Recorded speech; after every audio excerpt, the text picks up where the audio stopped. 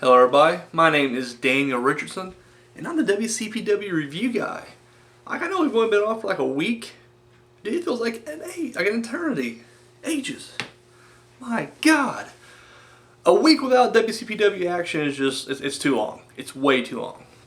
I know, they split up the pay-per-view, fuck that. So anyways, we are back, and this is loaded, what are we on, episode 15? Insane. This is a WCPW Loaded, episode 15 review. We kick things off with it's a video they actually aired on the channel earlier in the week. It's the thank you Pacitti video, where it's just a little short where he's talking about how he's finally bringing wrestling to London. It's hilarious. Like I don't care. Love, hate the guy. That's funny shit right there. So yeah, we're in London this week. And we're introduced to Dave Bradshaw and Alex Shane, who each do an excellent job this week. I mean, seriously, I know I say that every week, but it's true. Dude's just knocking it out of the park every single time. We start things off. We get a little backstage promo with Doug Williams, who he's always mad about something. Dude, we haven't seen Doug Williams in like over a month almost. Like, what was it? Refuse to lose last time we saw him in action? It's insane. But he's mad because Hendry keeps losing, but somehow super popular. And I'm like, Williams, you've only won one match. Just one. Against Noam Dar. And it wasn't a popular win. So, but anyways, he's mad at Hendry, so he's going to take it out on him. So that brings us to our very first match. Doug Williams versus Joe Hendry. And once again, whenever I start trying to talk, like when I talk negative about a match, just know that I have all the respect in the world for any of these wrestlers. I couldn't get my ass in there and do any of this shit, like at all. Like seriously, I get chopped once and I just exit the ring and start crying. I tap out on my way out. And they'd be like, wow, that was a quick, that's it, he's done. I'm like, yeah, I'm out. I tapped out, submit. However, just viewing this match, was it just me or was Doug Williams really like slowed down in this match? Like it just felt like, I'm not just saying like the pace slow, I'm not like just his movements in general was slow. And the bad thing was, like, once he slowed down, Hendry had to kind of like slow himself down, and it made for some really sloppy looking wrestling. And that's unfortunate because Hendry's yet to have a bad looking match until now.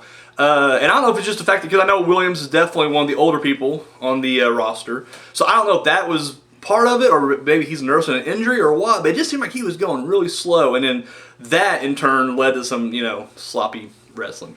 However, Hendry fights through, freak of nature, win. Hendry picks up the win. After the match, Hendry gets on the microphone, and he's like, he's been the local hero, he's been doing things for laughs, but you know what, he thinks it's time to take another approach because, he's been getting shafted. Which, I'm telling you right now, he did not get shafted in that Fatal 4-Way. I like Hendry. I do. But, it was legal. Referee's right there watching the whole time, looking you in the eye, like, yep, this is happening right now, buddy. It's a Fatal 4-Way. Anything goes. Don't cry about it. He got screwed last time they fought, though. When they fought at not Refuse to Lose, what was that? True Legacy. It was that was it. Yeah, he lost there. But it was a screw job there. So Hendry throws out the challenge. Joseph Connors at Delete WCPW inside of a steel cage. The first steel cage in WCPW history. And awesome. I mean, that's the way a cage match should be booked. That's definitely, a feud, going in, it's wrestling 101. That's what you do. You build up a feud, cap it off in a cage match. Bam. So, yeah, looking forward to that. Curious which rules they're going to use. Are they going to do the pinfall submission only? Are we going to do first one to escape the cage? I was wondering what the WCPW cage rules are going to be. What stipulations they're going to flip on before this match starts. So, curious to see where we go at that. Up next, we get introduced to the Swords of Essex, new tag team comprised of Scotty Wainwright and Wainwright. I know it's one of those three. I'm sure it's a combination. And Phil Robinson. So they're talking about how they're entering, and they're not in to win any kind of titles or they're just in to destroy any tag team that gets in their way. With that being said, dude, and I'm sure he's a bad motherfucker because he has to be. He looks mean, but dude, he's small. Little Phil. Or Paul. Paul's his name. Paul. Little short guy. Like, I'm a short guy, and I'm confident I can overtower this dude. Like, seriously. Gilbert Chance and Kirby. I mean, it is this kind of, they were just literally hitting him with anything. To me, I thought it looked like a cracked out Just Incredible, but that was just my take. But anyway, they're backstage kind of talking, and then they bump into Will Ospreay. And once again, I'm not familiar with a lot of these wrestlers' histories, but apparently at one time Ospreay was tag team partners with Robinson, and they were actually the Swords of Essex. So you get this kind of, and it was very reminiscent to me, anyways, of the club when they kind of reunited on WWE. There, where you had the Anderson and Gallows kind of meet AJ Styles for and of course they do the whole hey, you need help out there, we'll help you, and he's like, no, I don't need no help like that. Literally the same exact thing right there in this segment right here. Cool segment though, and of course it does lead to something freaking awesome that I honestly didn't see coming. Yeah, we'll get to that when it comes up. But yeah, so we're introduced to the Swords of Essex, and they had their first match against Mustache Mountain.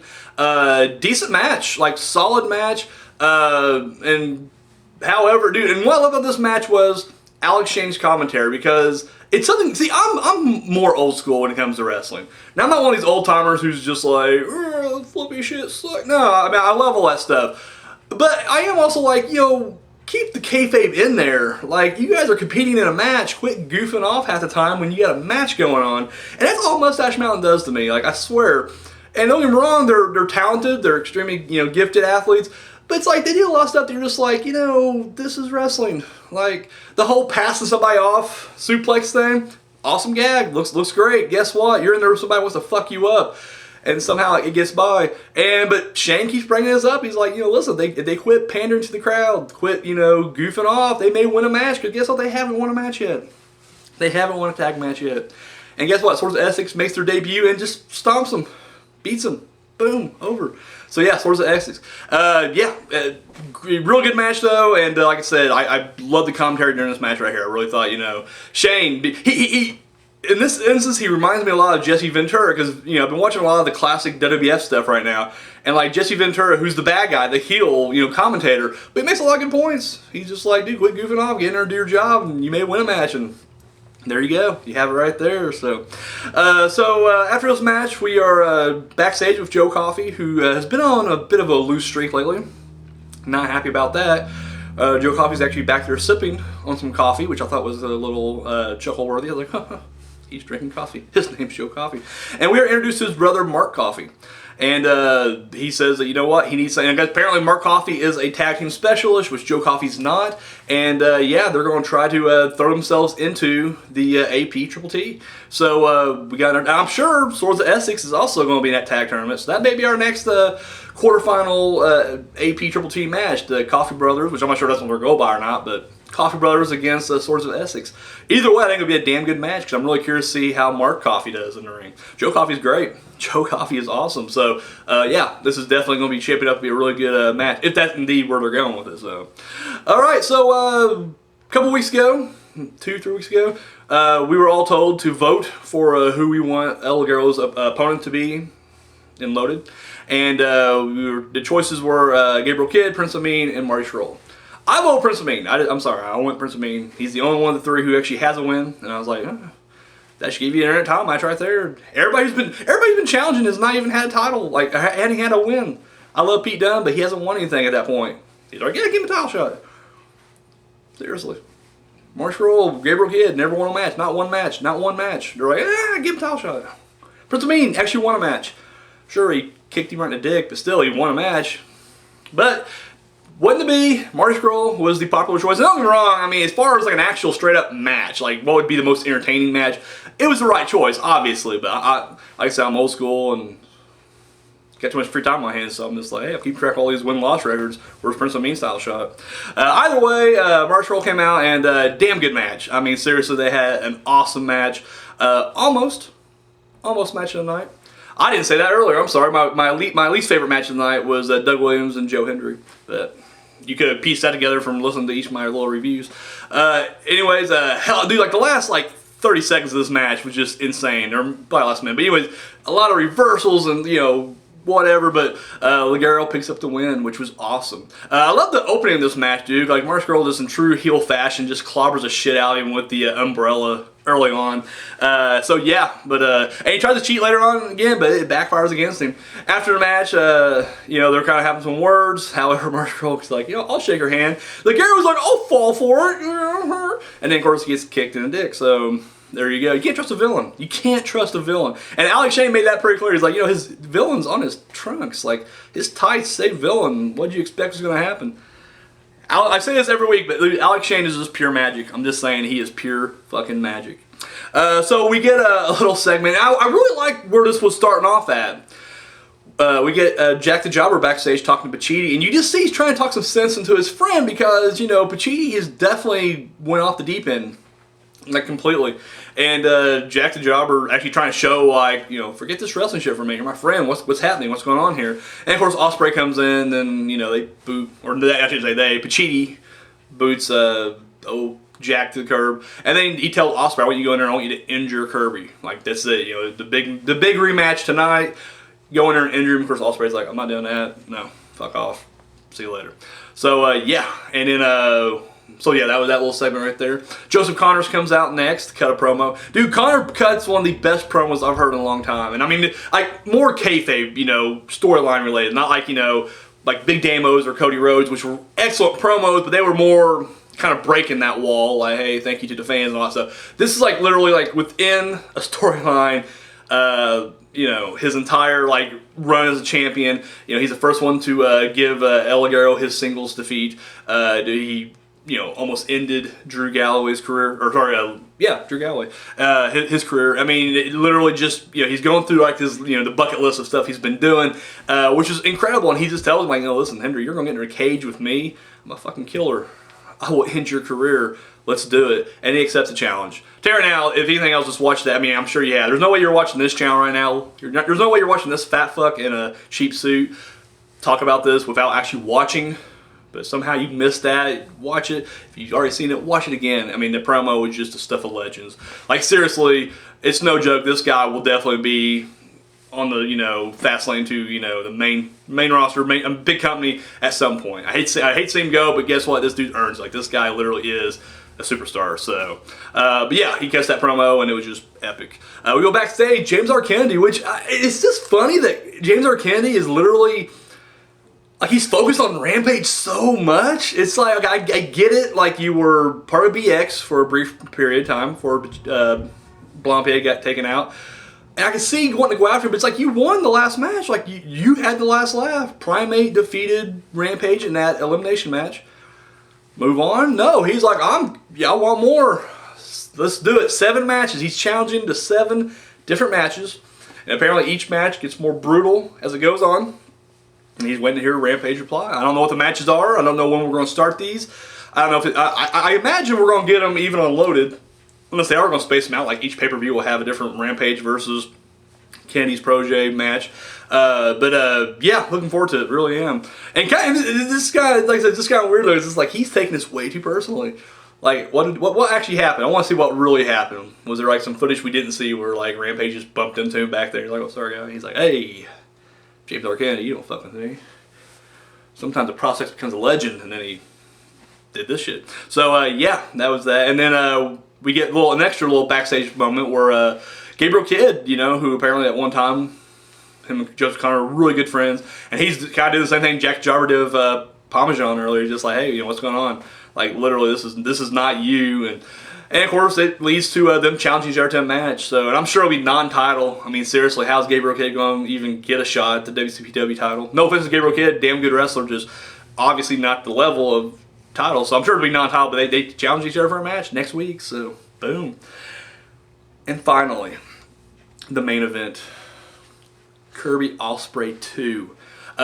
Match I've been looking forward to ever since they announced it. The first match was fucking phenomenal. Everybody kind of glosses over that 5-way match they had as well. They had like Pete Dunne and Marty Scurll, and I forget who the other one was. Travis Banks, I think. And that match was just epic as well. They kind of gloss over that. But see, Ospreay, he didn't win that match either. And Kirby was the one that won that match. Now, he didn't pin Ospreay, but still, Ospreay was pretty frustrated after that match. Anyways, we get to this match, and this match was just great. And what I love about was, Kirby seemed more business oriented. Like, he was literally like, he's not out there. Like, he did, you know, he was going for the Zoidberg, you know, elbow drop. He did the Sable Bomb and the, you know, stop Enziguri. But still, he was, he seemed more focused and more aggressive even. Like he was like, I have to win this match. And I thought it was great. And of course, Ospreay is kind of the same way. Like he's kind of more lighthearted and everything. If you watch during this match, you know, at one point he even goes for a pin. He grabs the tights before shit goes down. And clearly a heelish thing. And I didn't even take like a heel turn or anything. I took it more as like, this guy's getting so frustrated. He don't know what it's going to take to, you know, keep Kirby down, because you know what, the progression of Kirby, not just as, you know, not just popularity, but even his wrestling, his matches, he keeps getting better, he keeps winning. I mean, Christ, he sable bombed Big Damo off the top rope last week. So I mean, or you know, whenever 2 weeks ago when True Legacy actually aired. But you know, it's just getting better, and Ospreay's realizing this, and he's doing everything in his power to keep him down. Match was excellent, match of the night, clearly, and I knew something was going to happen in the end. I mean, it was just obvious, like this isn't going to be a clean victory for either man. And you kind of figured Ospreay was going to win just because Kirby won the last one. You know, set up that rubber match later down the road. However, you know, I was like, how are they going to do it? Like, where are we going with this? And sure enough, he goes for the Zoidberg elbow drop, and then, of course, here comes Parmesan again. And instantly, just, you know, glow sticks pelting him. And, of course, you know, him and Ospreay get into it, and then, of course, the referee gets knocked down.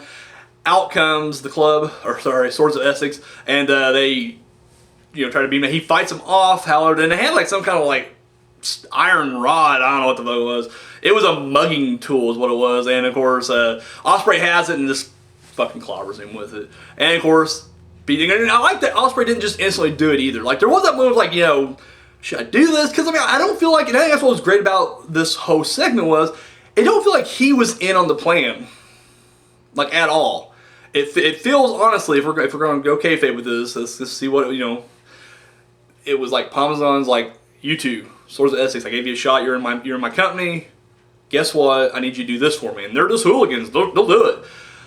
They're trying to get Will Ospreay on their team. He early on tells them, no, you know, I'm going to do this myself. But then as the match goes on, Ospreay can't win. Like literally throwing the best he has at Kirby, can't keep Kirby down. These guys run interference, and he realizes, I got an opportunity to beat Kirby. I can finally even this up.